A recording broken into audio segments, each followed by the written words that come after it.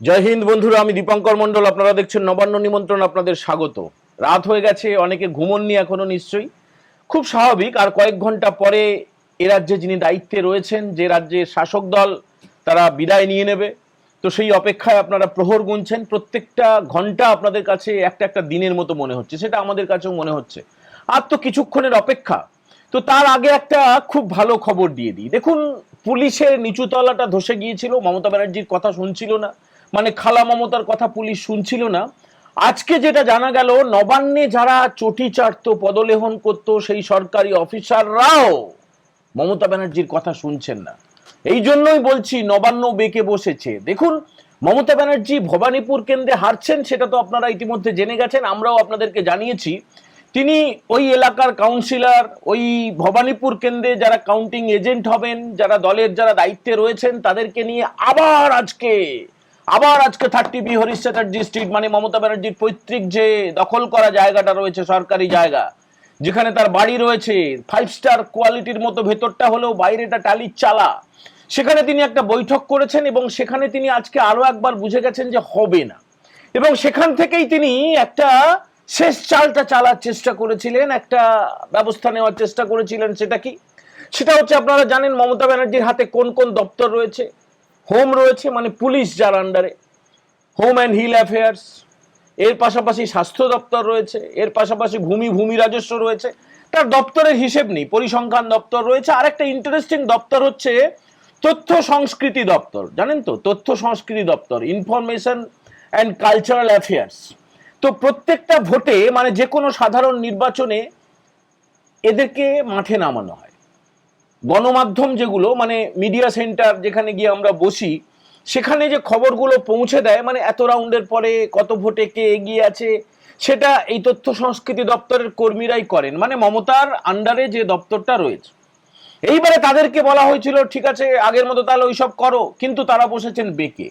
তারা ইলেকশন কমিশনকে জানিয়ে দিয়েছেন। কমিশন সঙ্গে সঙ্গে সিদ্ধান্ত নিয়েছেন যে তথ্য সংস্কৃতি দপ্তরের কোন কর্মী গণমাধ্যমকে, মানে মিডিয়া সেন্টারে আগামীকালকে যে গণনা শুরু হতে চলেছে সকাল 8টা থেকে 77টা কেন্দ্রে, 293টা আসনের গণনা শুরু হতে চলেছে, সেখানে কোনো তথ্য প্রযুক্তি দপ্তরের কর্মী, তথ্য প্রযুক্তি না, তথ্য ও সংস্কৃতি দপ্তরের কোনো কর্মী তারা তথ্য আদান প্রদান করতে পারবেন না। ওই গণনা কেন্দ্রেই থাকতে পারবেন না।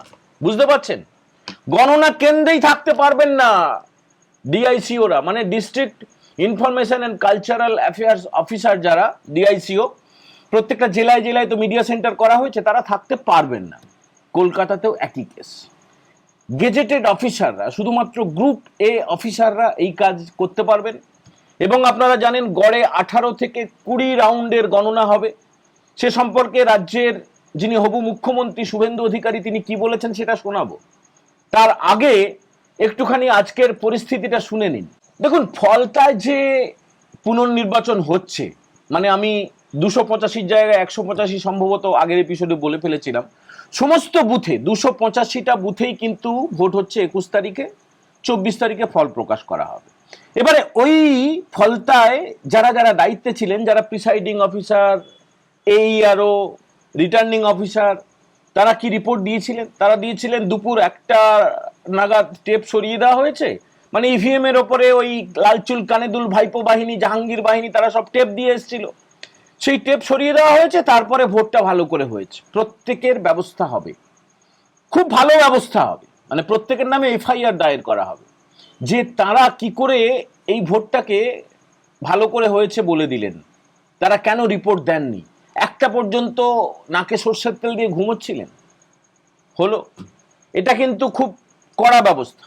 এইটা থেকে শিক্ষা নিয়েই নবান্নের যে অফিসারদের মমতা ব্যানার্জি যোগাযোগ করেছিলেন, বিদায়ী আপা, খালু, বুবু, মানে খালা মমতা, যিনি প্রাক্তন হয়ে গেছেন ইতিমধ্যে, তার কথাটা শুনলো না। নবান্ন শুনছে না। তার কারণ নবান্নের অফিসাররাও, নবান্নের কর্মীরাও জেনে গেছেন যে এই মহিলা আর আসছে না, এই মহিলা আর আসছে না। এইবারে তৃণমূলের তরফে যেটা করা হয়েছে, যে হেলিকপ্টার দিয়ে বিভিন্ন জেলায় জেলায় তাদের দলের নেতাদেরকে, মানে কালকা যোগী অন্য দল থেকে এসছে, তাদেরকেও হেলিকপ্টারে করে পাঠিয়ে দেওয়া হয়েছে। বুঝলেন তো?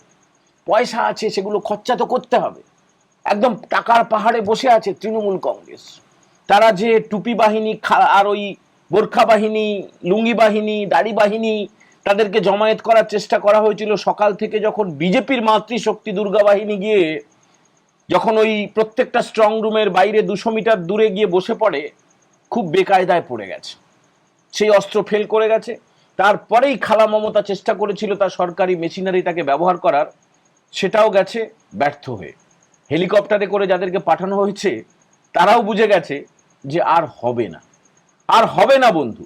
তাই ডোবার আগে শেষবারের মতো 30B হরিশ চ্যাটার্জি স্ট্রিটে যে বৈঠকটা করেছিলেন, সেখানে যারা যারা কাউন্টিং এজেন্ট, তাদের যে বডি ল্যাঙ্গুয়েজ, তারা তো চুপচাপ, তাদেরকে শুনতে হয়, শুধুমাত্র নির্দেশ নিতে হয়। তাদেরকে খুব করে বোঝানোর চেষ্টা হয়েছে ভোর 5টা থেকে চলে যাবে, একদম রাত পর্যন্ত থাকবে, বুঝলেন।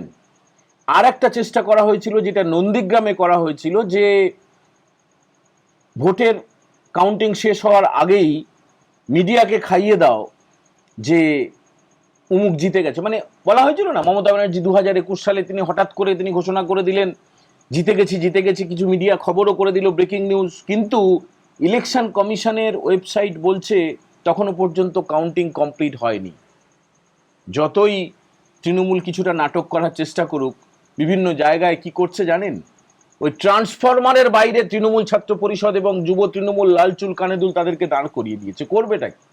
ট্রান্সফরমার রক্ষা করার জন্য। ভাবুন মাথাটা কোথায় গেছে। আচ্ছা, বিরোধী দলনেতা শুভেন্দু অধিকারী তিনি কাউন্টিং এজেন্ট এবং রাজ্যবাসীর উদ্দেশ্যে, বিশেষ করে ভারতীয় জনতা পার্টির কর্মী সমর্থকদের উদ্দেশ্যে কি বলেছেন একটু শুনে নেব, আসুন। Election commission is trying their best. পুরো প্রক্রিয়াটা নিচের তলাতে অনেক রকম ঝামেলা আছে। এই সেকশন অফ দি অফিসার্স যারা সুবিধা ভোগ করেছে, তারা তো যেন তেন প্রকারণে তৃণমূলকে রাখতে চায়, পারলে ইভিএম ভেঙে দিয়েও রাখতে চায়, এটা স্বীকার করতে রাজি না। কিন্তু পুরো বিষয়টা তো ইভিএম এ বন্দী। আর ফলতার ক্ষেত্রেও নির্বাচন কমিশন যা সিদ্ধান্ত নিয়েছে, সঠিক সিদ্ধান্ত নিয়েছে। এবং ভারতীয় জনতা পার্টির সরকার কালকে তৈরি হয়ে গেলে ফলতার নির্বাচন অবাধ গণতান্ত্রিক ভাবেই আগামী দিনে ভারতীয় জনতা পার্টির সরকার পরিচালিত প্রশাসন ইলেকশন কমিশনের সাথ দিয়ে, সঙ্গ দিয়ে করাবে, বিশ্বাস আমার আছে। আইএএস অফিসারের বিরুদ্ধে আপনি যে অভিযোগ, শামা পারভিন এবং প্রীতি গোয়েল অতি উৎসাহ নিয়ে কালকে এটা করছিলেন। আমরা অভিযোগ করার পরে ইলেকশন কমিশন থেকে সমস্ত এডিএমদের সঙ্গে যোগাযোগ করা হয়। দুজন স্বীকার করে যে আমাদের ফোন করে এটা করেছে। কি করছিল? ভারতীয় জনতা পার্টির কাউন্টিং এজেন্টদের নামের তালিকা, অ্যাড্রেস, ফোন নাম্বার ইত্যাদি সংগ্রহ করছিল তৃণমূল কংগ্রেসকে দেওয়ার জন্য। এখনো ত্রুটি বিচ্যুতি আছে। আপনি গতকাল দেখেছেন, আমি কমপ্লেনের পরে পিংলা এবং দাসপুরে কন্ট্রাকচুয়াল সরানো হয়েছে। আজকে আমি অভিযোগ করেছি যে কে কোন টেবিলে কোন বিধানসভায় আছে। আমাদের সিডিপিও যারা আইসিডিএস এর অফিসার, তাদের গ্রুপে পোস্ট হচ্ছে, এটা তো অনৈতিক। এক্ষুনি আমি ইলেকশন কমিশনকে পাঠালাম, এসডিও তুফানগঞ্জ, তারা কন্ট্রাকচুয়ালদেরকে ডেকেছে সকালবেলা ডিউটি করার জন্য। এই কত আটকাবেন আপনি, কত আটকাবেন? এদের তো একটা শ্রেণীর লোক, এরা এইসব কাণ্ড কারখানা করে চলেছে। ন্যাচারালি এদেরকে আটকানোর জন্য আমাদেরকে লড়াই করতে হচ্ছে পদে পদে। আমি আর নামগুলো বলে দিচ্ছি। তুফানগঞ্জের এসডিও করেছে।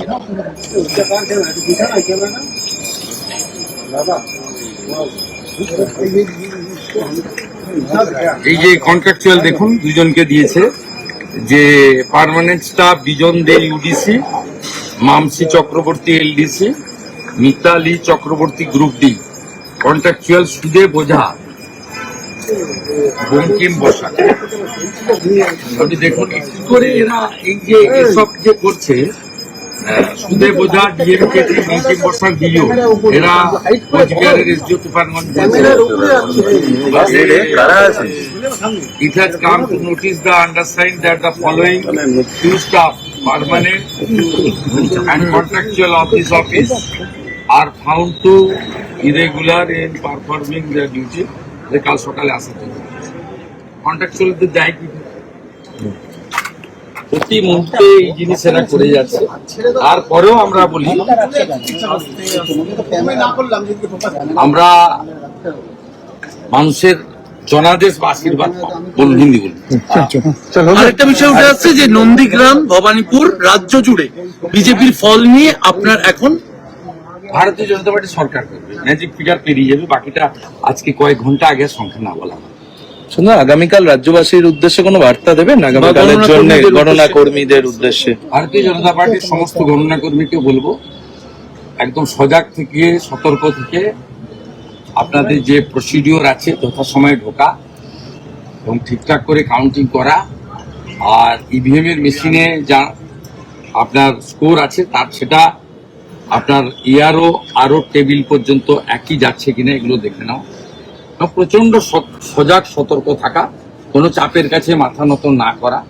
আর এবারে কাউন্টিং এ যথেষ্ট সময় লাগবে, যেহেতু প্রত্যেকটা হলে সুপারভাইজার আছে, অবজারভার আছে, এবং প্রত্যেকটা হলে স্লিপ অবজারভারদের মেলাতে বলা হয়েছে, তাই কোনো রকম গুজবে কান দেবেন না। 18-20টা করে রাউন্ড হবে, অতএব একটা দুটো রাউন্ডে কোথাও আগে পিছে হলে বিচলিত হওয়ার কোনো কারণ নেই। 21-এর অভিজ্ঞতা থেকে অভিজ্ঞতা নিয়ে আমরা আপনাদের সম্পূর্ণ সুরক্ষার জন্য ভিতরে এবং বাইরে ব্যবস্থা নিয়েছি। আপনারা একদম বিচলিত হবেন না। 60 দিন কেন্দ্রীয় নিরাপত্তা বাহিনী পশ্চিমবঙ্গে থাকবে এবং আমরা ভীষণ সতর্ক আছি। আমাদের কেন্দ্রীয় নেতারা এখানে প্রত্যেকে জেলা ওয়াইজ উপস্থিত আছেন। দিল্লি, কলকাতা বিভিন্ন জায়গায় বিজেপি নিজস্ব কন্ট্রোল রুম করেছেন। আমাদের বিচার পরিবারের লোকেরাও আছে, এমনকি সুরক্ষার জন্য আমাদের লয়ার থেকে শুরু করে আমাদের সমস্ত লোকজন কালকে কয়েক লক্ষ লোক বাইরে আপনাদের সুরক্ষা দেওয়ার জন্য পাশে দাঁড়ানোর জন্য থাকবে। 8-10 রাউন্ডের আগে কোনো রকম বিচলিত হবেন না। যেমন আমি ভবানীপুরের ক্ষেত্রে বলি, 77 নম্বর ওয়ার্ড 3, 4, 5, 6 এই রাউন্ডে আসবে 49টা বুথ। 12টা হিন্দু বুথে আমার লিড হবে, 37টা মুসলিম বুথে মমতা ব্যানার্জির লিড হবে। বিচলিত হওয়ার কোনো কারণ নেই। 9-10 রাউন্ডের পরে দেখবেন যে লিডটা ওনার।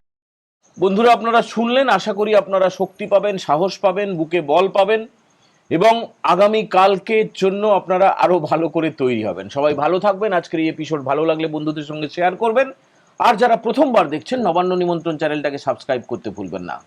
আজকে রাতের মতো সবাইকে শুভরাত্রি। জয় হিন্দ, বন্দে মাতারাম।